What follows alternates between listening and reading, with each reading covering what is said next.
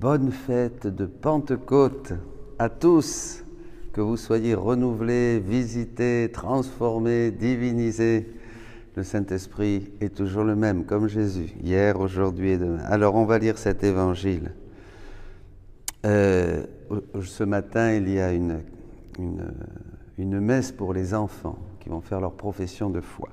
Alors je voulais profiter avant de quand même parler du Saint-Esprit dans la divine volonté, de faire une petite catéchèse parce que évidemment c'est assez lumineux, hein, et c'est ce qu'il fait aujourd'hui, donc il vaut mieux savoir ce qu'il fait. Il est toujours bon de savoir ce que les gens font, surtout quand c'est Dieu. L'évangile de Jésus-Christ selon saint Jean, chapitre 15, 26, 27, 16, 12, 15. En ce temps-là, Jésus disait à ses disciples, « Quand viendra le défenseur que je vous enverrai d'auprès du Père, lui, l'Esprit de vérité qui procède du Père, il rendra témoignage en ma faveur. Et vous aussi, vous allez rendre témoignage, car vous êtes avec moi depuis le commencement. J'ai encore beaucoup de choses à vous dire, mais pour l'instant, vous ne pouvez pas les porter. Quand il viendra, lui, l'Esprit de vérité, il vous conduira dans la vérité tout entière. En effet, ce qu'il dira ne viendra pas de lui-même, mais ce qu'il aura entendu. Il le dira, et ce qui va venir, il vous le fera connaître. Lui me glorifiera, car il recevra ce qui vient de moi, pour vous le faire connaître. Tout ce que possède le Père est à moi. Voilà pourquoi je vous ai dit, l'Esprit reçoit ce qui vient de moi pour vous le faire connaître. Acclamons la parole de Dieu. Louange à toi, Seigneur Jésus. Alors nous parlons du Saint-Esprit. Déjà, il faut enlever de notre imagination que le Saint-Esprit va faire la même chose qu'il y a 2000 ans. C'est-à-dire qu'on va être réunis et puis qu'il va descendre sous forme de langue de feu, hein, sur nos têtes, et que comme ça, l'Église, les chrétiens vont être renouvelés tous dans la puissance du Saint-Esprit. Ce sera un triomphe terrestre de l'Église resplendissante. C'est pas comme ça, surtout que dans le catéchisme, on parle d'une passion de l'Église. Le Saint-Esprit ne va pas faire la même chose. Ça va être une œuvre discrète où ces enfants, transformés par le Saint-Esprit, vont bien sûr rayonner et former cette Église régénérée, mais ça c'est quelque chose de très discret, de très beau, de très caché. Si ce qu'il va faire et ce que fait le Saint-Esprit aujourd'hui, c'est nous faire sortir du péché. Il doit nous toucher, il nous réveille. Hein, on parlait de ces réveils. Ça c'est sûr, il nous réveille. Et Benoît XVI parlait de ça dans une audience où justement aujourd'hui nous avons besoin d'être réveillés parce que nous sommes comme les disciples endormis, nous sommes dans la somnolence. Dans la somnolence, et cette somnolence, disait le pape, nous rend insensibles à Dieu, voilà. Et insensible au mal aussi, évidemment. On est insensible au mal parce qu'on est insensible à Dieu. Donc, on vit notre vie et il faut être réveillé. Le Saint-Esprit, là, a une grâce particulière qu'il nous donne, c'est de nous faire prendre conscience de notre péché. Il nous convainc de péché, comme dit aussi saint Jean. Voilà. Mais tant qu'il n'y a pas cette touche du Saint-Esprit, qui est un peu le départ, ce qui va nous mettre en marche, on va le sentir, on va être touché, on va avoir une lumière, on va avoir une grâce, c'est important, mais ce n'est qu'un départ. Et c'est peut-être là où on peut avoir comme quelque chose de semblable avec le début. Hein, mais c'est personnel, ça nous met en marche, mais ça ne fait que nous ouvrir le chemin. Et le chemin est encore très long, bien sûr. Oui, le pape disait, nous ne sentons plus la force du mal et nous restons sur le chemin de notre confort. Voilà, évidemment, tant qu'on n'est pas touché par la grâce et qu'on n'entre pas dans ce mouvement de conversion, eh bien, on peut être un bon catholique, mais on reste, comme dit le Saint-Père, sur le chemin de notre confort. Voilà, il ne faut surtout pas que Dieu nous dérange trop, parce que ça nous gêne, dit-il, ça nous gêne. Voyez, donc ça c'est très intéressant. Alors je passe maintenant au deuxième point. Le deuxième point, c'est Jean 16, 12. J'ai encore beaucoup de choses à vous dire, mais pour l'instant, vous ne pouvez pas les porter. Quand il viendra, lui, l'Esprit de vérité, il vous conduira dans la vérité tout entière. C'est deux points qui vont nous servir d'introduction un petit peu à ce que nous allons voir ensuite. Donc, beaucoup de choses à nous dire. Jésus a beaucoup de choses à nous dire. Mais la révélation publique est terminée. Elle est achevée, dit le catéchisme, très clairement, au numéro 53. Mais, même si elle est achevée, 53 ou par là un petit peu avant, je crois, 66, pardon. Mais si elle est achevée, elle n'est pas encore explicitée. Donc la révélation est achevée, tout est contenu en Jésus, mais tout n'est pas encore explicité. Et ça va être au fil des siècles, à travers les docteurs, dans toute notre tradition, la tradition de l'Église, les docteurs, les saints, les mystiques, les révélations privées, que ces choses qui sont contenues dans la révélation publique, qui est achevée, vont être explicitées, dit le catéchisme. Et c'est pour ça que Jésus dit qu'il a encore beaucoup de choses à nous dire, mais ça va prendre des siècles à nous dire et à faire. Parce que Dieu ne dit pas quelque chose comme, il le dit d'ailleurs, Jésus, je ne viens pas vous donner une nouvelle. Voilà, une nouvelle, vous racontez quelque chose, et puis bon, ben oui, c'est intéressant, Jésus a parlé, Dieu a parlé. C'est bien, mais merci Seigneur.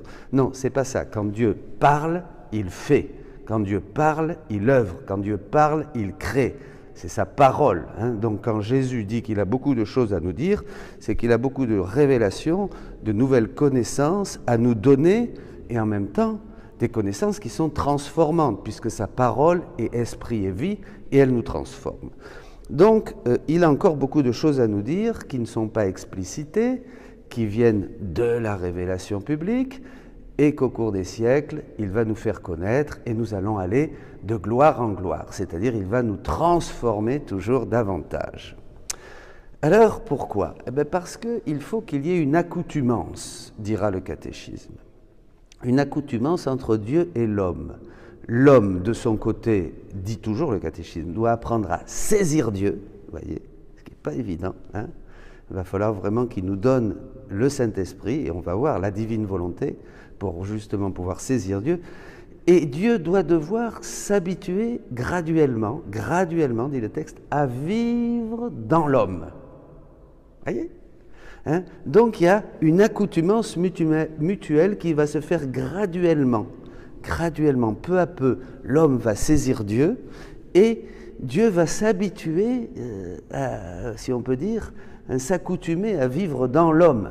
Ah oui, c'est intéressant ça. Vous voyez, tout le travail, depuis la loi de Moïse, après l'incarnation, le salut en Jésus-Christ, on est sauvé, on reçoit la grâce du baptême, ça y est, nous sommes enfants de Dieu, dira Saint Jean, mais évidemment, nous ne sommes pas encore ce que nous devons être, dit aussi l'apôtre Jean. Bon voilà, donc Dieu va peu à peu aussi s'habituer à... Alors le rôle du Saint-Esprit, mon Dieu comme c'est éclairant. Alors je vais prendre deux textes. D'abord, on voit clairement ici, dans Saint Jean, au chapitre 12, voilà, chapitre 12, hop, on voit bien que, en effet, ce qu'il dira ne viendra pas de lui-même, mais ce qu'il aura entendu, il le dira. Et ce qui va venir, il vous le fera connaître. Lui me glorifiera, car il recevra ce qui vient de moi pour vous le faire connaître. Donc le Saint-Esprit va nous donner ce qui vient de Jésus. Tout ce que possède le Père est à moi, voilà pourquoi je vous ai dit, l'Esprit reçoit ce qui vient de moi pour vous le faire connaître. Donc c'est bien de Jésus que nous allons recevoir des choses. Donc qu'est-ce que nous allons recevoir de Jésus ? La vie, la divine volonté, puisque le Saint-Esprit, c'est celui qui communique. Il communique, vous voyez, il transmet. S'il nous transmet les choses de Jésus, il va nous transmettre la vie de Jésus, la divine volonté et tout ce que Jésus a fait pour que nous puissions le faire nous aussi. Voyez, pour que nous puissions, comme dit saint Paul, achever dans notre chair ce qui manque à la passion du Christ, compléter. Donc il vient vraiment nous donner ce qui est à Jésus. Voilà, il va nous le communiquer, la vie divine et la divine volonté. Donc un premier texte du volume 17, 17 mai 1925. Je veux terminer en écrivant ce que Jésus... Ah non, on va commencer par un autre texte, pardonnez-moi, du 17 septembre 1924, volume 17 aussi. Parce que c'est important pour voir qu'il nous communique ce qui est à Jésus. Ma fille, vois comme est beau le soleil de ma volonté. Quelle puissance, quelle merveille. Dès qu'une âme veut se fusionner en ma volonté, pour embrasser toutes les créatures, ma volonté se transforme en un soleil qui blesse cette âme et la transforme en un autre soleil. Voilà. Ensuite, mon doux Jésus prit tous les livres. Parce qu'il faut voir que le troisième fiat, Louisa est la troisième œuvre de Dieu. Donc c'est là où nous allons pouvoir vraiment entrer et accueillir en nous le Saint-Esprit qui achève toute sanctification. C'est ça le but. Hein. Le but, la fin ultime de tout, c'est que nous soyons sanctifiés, transformés, divinisés par le Saint-Esprit qui va nous communiquer tout Jésus, pour être des autres Jésus. Voilà, c'est simple. Ensuite, mon doux Jésus prit tous les livres que j'ai écrits sur la divine volonté, les réunit et les pressa sur son cœur. Puis avec une tendresse inexprimable, il dit « Je bénis ces écrits de tout mon cœur. Je bénis chaque mot, je bénis les effets, les valeurs qu'ils contiennent. » Les mots, les effets, les valeurs. Ces écrits font partie de moi. Ces écrits font partie de moi. Ce n'est pas une connaissance comme nous en avons eu beaucoup dans la tradition.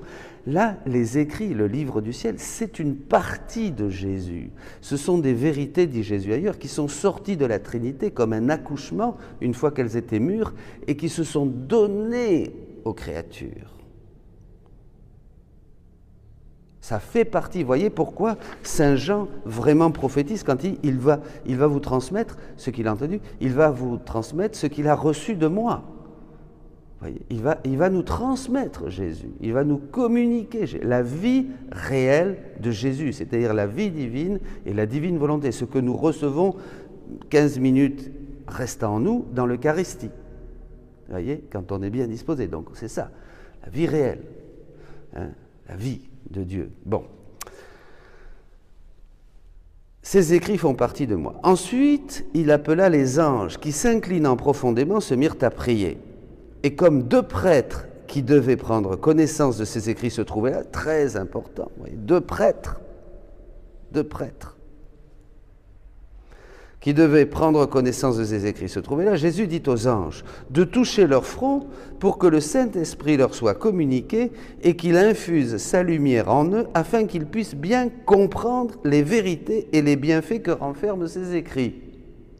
Donc les prêtres sont là, les anges viennent, suivant l'ordre de Jésus, ils vont toucher le front des prêtres pour leur communiquer le Saint-Esprit afin qu'ils comprennent le livre du ciel. Je crois qu'il faut être honnête, et je parle à tous. Asseyez-vous, priez le Saint-Esprit, demandez qu'il touche votre intelligence, et honnêtement, lisez, et vous verrez que c'est Jésus qui va vous parler. C'est tout simple, hein? Continuons. Alors là, je prends le deuxième texte au volume 17, 17 mai 1925. Je veux terminer en écrivant ce que Jésus m'a dit à la suite de ce qui précède. Ma fille, tu dois ajouter une autre chose sur la fusion dans ma volonté. Se fusionner dans la volonté, pour ceux qui ne savent pas, c'est entrer en Dieu, disons. Entrer en Dieu dans la création et rejoindre l'action de Dieu dans toute la création. Et voilà, et agir avec Dieu, créer avec Dieu, lui rendre grâce, lui dire je t'aime pour toutes les beautés de la création.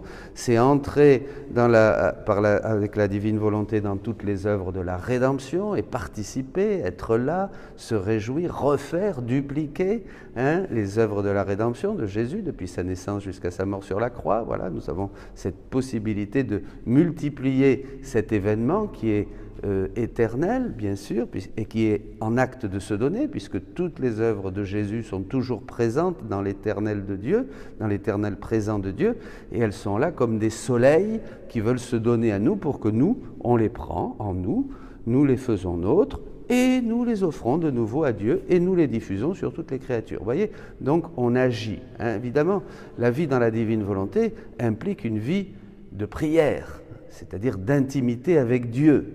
Et Dieu étant esprit, on ne peut l'adorer et entrer en communion avec lui qu'en esprit et en vérité, comme dit aussi Saint Jean. Bon. Il s'agit de se fusionner dans l'ordre de la grâce. Alors, je vous ai parlé de la création, la rédemption, là c'est l'ordre de la grâce, dans tout ce que fait et fera le sanctificateur, l'Esprit Saint, pour ceux qui doivent être sanctifiés. Voyez, c'est bien ce qu'on dit dans la prière eucharistique numéro 4, l'Esprit Saint qui achève toute sanctification. C'est vraiment son travail. Le Père a créé, le Fils a sauvé, et maintenant l'Esprit Saint, qu'est-ce qu'il fait? Il ne nous fait pas sauter comme des petits enfants joyeux sous l'effet d'une chaleur intérieure. Ça c'est bien, ça peut se faire même, il peut nous toucher pour nous mettre en marche, mais surtout ce qu'il veut faire, c'est achever en nous la sanctification. Et on va voir de quoi il s'agit, parce que souvent c'est un petit peu nébuleux. Les sanctifiés. Nous, les trois personnes divines, nous sommes toujours unis dans notre action. La création est attribuée au Père, on vient de le dire, la rédemption au Fils et la réalisation du « que ta volonté soit faite » au Saint-Esprit. La réalisation du « que ta volonté soit faite » au Saint-Esprit. Le « que ta volonté soit faite », c'est l'accomplissement du Notre Père, c'est la prière qu'a fait Jésus, qu'il a donnée aux apôtres et à l'Église au début, pour que l'Église la récite pendant 2000 ans, et qu'à un moment donné, arrivant à maturité, cette prière, cette supplication, prenne effet, et que le don du « que ta volonté soit faite », le don du Saint-Esprit, qui achève toute sanctification, nous soit donné, et avec lui, la vie divine et la divine volonté. C'est pour ça que le troisième fiat, l'œuvre de Louisa, c'est le commencement justement de cette sanctification achevée, menée à sa plénitude par le don de la divine volonté en nous, qui nous est donné. Ah, c'est très clair, vous voyez la progression, ce qu'on disait au début, graduellement, une accoutumance mutuelle. C'est de lui dont il s'agit quand tu viens devant la suprême majesté, cette réalisation du « que ta volonté soit faite », par l'action du Saint-Esprit, Jésus dit, c'est de lui dont il s'agit quand tu viens devant la suprême volonté et dit, je viens vous retourner votre amour pour tout ce que le sanctificateur accomplit envers ceux qu'il sanctifie. Je viens vous retourner, Seigneur, tout votre amour pour tout ce que le sanctificateur accomplit envers ceux qu'il sanctifie. Quand je fusionne dans le sanctificateur, dans la grâce, dans l'ordre de la grâce, qu'est-ce que je vais faire? Eh bien, je vais rejoindre tous les cœurs. Tu me trouveras moi, rentre en moi, prie comme moi, tu me trouveras moi, et tous ceux qui sont là, tous les cœurs. Donc, je rentre dans l'ordre de la grâce, et bien je vais rejoindre tous les cœurs, parce que le Saint-Esprit est dans tous les cœurs. Je vais rejoindre aussi, tous ceux qui vont être baptisés, tous ceux qui vont se marier. Dans l'ordre de la grâce, j'agis partout où Dieu agit. Dieu, il agit dans votre cœur, il agit dans mon cœur, il agit dans le cœur de ces gens qui ne connaissent pas Dieu, même peut-être aujourd'hui. Mais bien sûr, il agit dans leur cœur. Et vous rejoignez tous ces gens, vous frappez à la porte, vous les influencez, à travers une maladie, une difficulté, quelque chose de dur, un deuil, tac, vous en profitez pour leur dire Dieu existe et il t'aime, reviens. Vous voyez, on agit là où Dieu agit. C'est extraordinaire, vous vous rendez compte? La puissance, notre prière est la puissance même de la prière du Christ, la prière de Dieu. Vous voyez ce que nous fait faire le Saint-Esprit quand on accueille sa divine volonté en nous et sa vie divine, partout. C'est de lui dont il s'agit quand tu viens devant la suprême majesté et dis, je viens vous retourner votre amour pour tout ce que fait le sanctificateur, accompli envers ceux qu'il sanctifie. Qui c'est qui faisait ça? Jésus. C'est l'achèvement complet de toute l'œuvre de Jésus, aller devant le Père et présenter, vous allez voir, il le dit ici, hein, je me place dans l'ordre de la grâce afin de pouvoir vous offrir la gloire et le retour d'amour que vous auriez reçu si tous étaient devenus saints et faire réparation pour toute opposition au manque de correspondance à la grâce. Je répète, c'est ce qu'a fait Jésus. Écoutez bien. Je me place dans l'ordre de la grâce afin de pouvoir vous offrir la gloire et le retour d'amour que vous auriez reçu si tous étaient devenus saints et faire réparation pour toute opposition au manque de correspondance à la grâce. C'est ce qu'a fait Jésus. Il n'y a pas d'œuvre plus grande. On ne peut pas faire plus.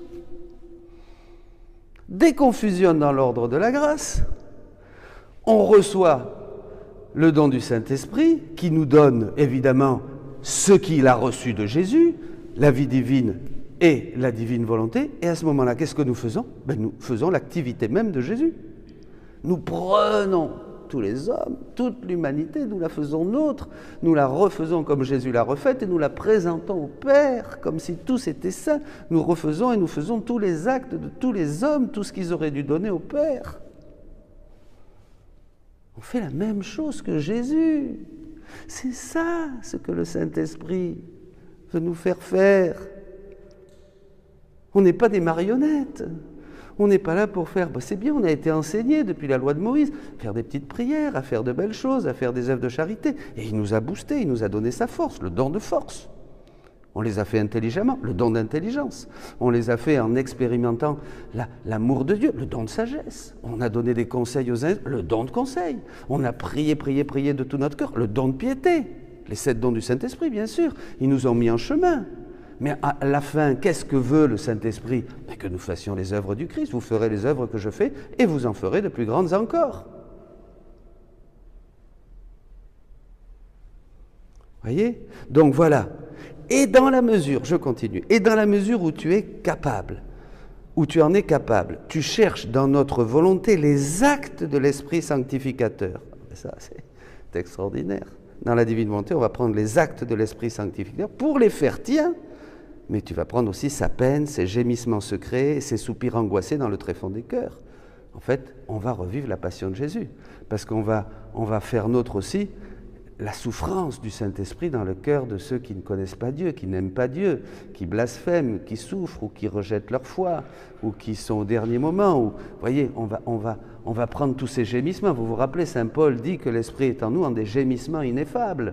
C'est ça, ces gémissements, c'est quoi? On va entrer dans la passion du Saint-Esprit, si on peut dire, qui est la passion de Jésus, qui est la passion de la divine volonté, qui dure depuis 6000 ans. Les gémissements. Un texte très beau dans le volume 18 où il y a les gémissements du Saint-Esprit dans tous les sacrements. Bon.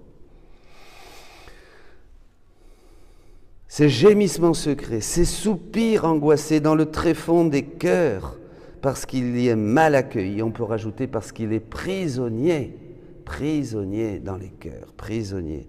Et comme son œuvre fondamentale, alors là, écoutez bien, c'est merveilleux, et comme son œuvre fondamentale est de placer notre volonté dans l'âme en tant qu'acte, en tant que l'acte complet de sanctification, je répète, et comme son œuvre, le Saint-Esprit, son œuvre fondamentale, c'est-à-dire essentielle, là où on doit tous arriver, là où il doit arriver, son œuvre fondamentale, est de placer notre volonté, c'est-à-dire celle du Père, celle du Fils et celle du Saint-Esprit, dans l'âme, en tant qu'acte, en tant que l'acte complet de la sanctification. L'acte complet de la sanctification. Donc toute l'œuvre du Saint-Esprit est fondamentale et doit amener à ça, que la divine volonté soit en nous et achève toute sanctification, comme on le dit dans la prière eucharistique. Voyez? Alors, ben oui, en se voyant rejeté, il gémit, bien sûr, dans les lamentations inexprimables. Et toi, dans ta simplicité enfantine, tu lui dis « Esprit sanctificateur, hâte-toi, je t'en prie, fais connaître à tous ta volonté, afin que la connaissant, ils puissent l'aimer et accueillir en eux ton acte fondamental, celui de leur complète sanctification, qui est la très sainte volonté, qui est ta très sainte volonté. » Quelle lumière, mes amis, quelle lumière, quelle lumière, quelle lumière. Et dans le volume 22, bien sûr, pour terminer, parle de l'amour, 12 juin 1927. Et celle qui veut connaître et recevoir tous les liens et les relations de sainteté doit aimer le sanctificateur. Le Saint-Esprit, alors, dépose ses flammes sur le chemin de celle qui aime vraiment. Il faut l'aimer, il faut fusionner dans l'ordre de la grâce, et il la lie avec les relations de sa sainteté. Sans amour, il n'y a pas de sainteté, parce que les liens d'une sainteté véritable sont déjà brisés. Ça, c'est pour tous. Je parle aux prêtres encore, bien sûr. À propos, je voulais rajouter que cette rencontre de prêtres où déjà beaucoup se sont inscrits, c'est pour les prêtres. Vous pouvez vous inscrire à ladivinevolonté@gmail.com pour vouloir faire partie de ce Zoom, de ce cénacle entre prêtres qui aura lieu. On va vous donner les informations et tout ça, et ça va être un grand moment, parce que Jésus veut que les prêtres, comme Louisa a toujours eu un prêtre, comme le père Saint Hannibal était à côté d'elle, mais que ce soit ceux qui transmettent cette œuvre du Saint-Esprit, qui fassent connaître ces esprits puisqu'ils ont été touchés. Les anges ont touché, le Saint-Esprit leur a été communiqué quand les anges ont touché leur front, voyez, pour qu'ils comprennent le livre du ciel, voyez, et qu'ils puissent le donner au peuple, parce que le peuple a faim et mon peuple se meurt par faute de connaissance. Mon peuple se meurt par faute de connaissance. Jésus veut se communiquer. Je ne sais pas quoi dire de plus, mes amis, c'est déjà tellement beau. Avec ça, nous en avons assez. Prions, demandons tout simplement que l'Esprit sanctificateur, comme dit Louisa, viens, Esprit sanctificateur, hâte-toi, je t'en prie. Je demande qu'il vous touche à tous, qu'il envoie ses anges pour toucher votre intelligence, qu'il vous fasse connaître à tous sa volonté, afin qu'en la connaissant, vous l'appréciez, vous puissiez l'aimer, l'accueillir et accueillir dans vos cœurs cet acte fondamental de l'Esprit Saint, celui de votre sanctification. Il n'y a qu'en faisant la volonté de Dieu que l'on devient saint. Il n'y a qu'en faisant et en laissant régner en nous la divine volonté que l'on permet au Saint-Esprit d'achever toute notre sanctification. Il n'y a pas de grand bruit, il n'y a pas de grand feu, il n'y a pas de grand tremblement de terre, il n'y a pas d'ouragan ni de tempête, mais c'est dans le silence, comme la Vierge Marie. Regardez la Vierge Marie et vous voyez une femme belle, pure, immaculée, pétrie, remplie de vie divine, remplie où règne toute la divine volonté, bien sûr, la divine volonté en elle, et elle est toute simple, mais elle communique, elle est la médiatrice. Fusionnons, rentrons dans cet ordre de la grâce avec Marie, par Marie, en Marie, parce que c'est elle qui nous éduque à cette vie nouvelle, c'est elle qui fait grandir dans notre cœur, dans notre être, dans tout notre être, corps, âme et esprit, la vie même de Jésus. Demandons à la Vierge Marie, comme au début elle était là au milieu des apôtres, d'être au milieu de tous ces enfants, ces moments si difficiles que passe, que vit l'humanité, qu'elle soit là, au milieu, celle qui reçoit et qui nous donne cette vie divine. Que Marie, médiatrice de toute grâce, soit vraiment notre maman et que nous allions tous nous blottir contre elle pour devenir les enfants du triomphe de son cœur immaculé. Amen. Soyez bénis.